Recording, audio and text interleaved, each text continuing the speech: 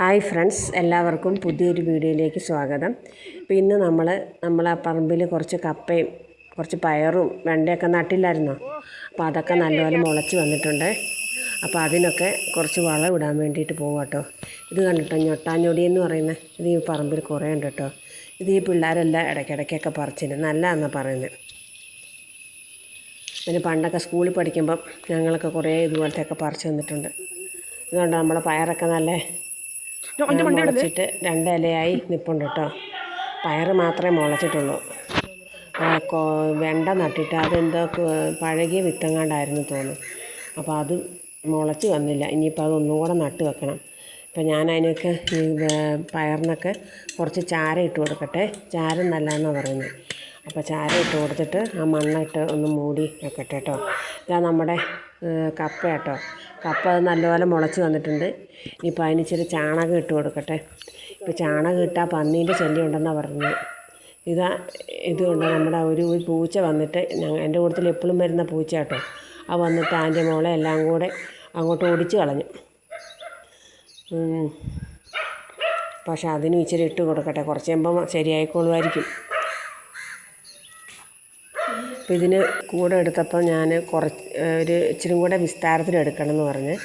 അപ്പോൾ അത് ഞാൻ കുറച്ചും കൂടെ ആ ചെറിയ തൂമ്പ വെച്ചിട്ട് ഒന്നും കൂടെ ഇച്ചിരി വിസ്താരമാക്കി കൊടുക്കട്ടെ. ആ കൂടെ എടുത്തതേ. അതിൻ്റെ ഇടയ്ക്ക് മോൾ ആ ചാരം മാറി എല്ലാവരുടെയും മേത്തിലേക്ക് ഇടുക.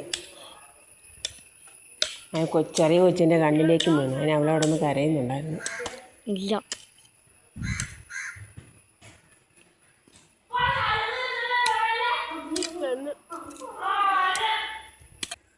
ഇതെല്ലാം ഒന്ന് കൂട്ടി കൊടുക്കട്ടെ.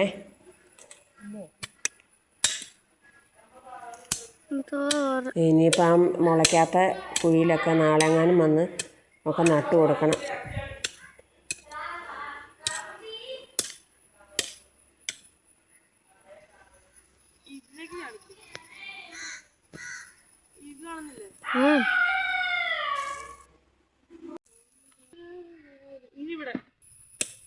കഴിഞ്ഞ പ്രാവശ്യം നമ്മൾ നട്ട കപ്പ 3 ചോട് നട്ടായിരുന്നേ.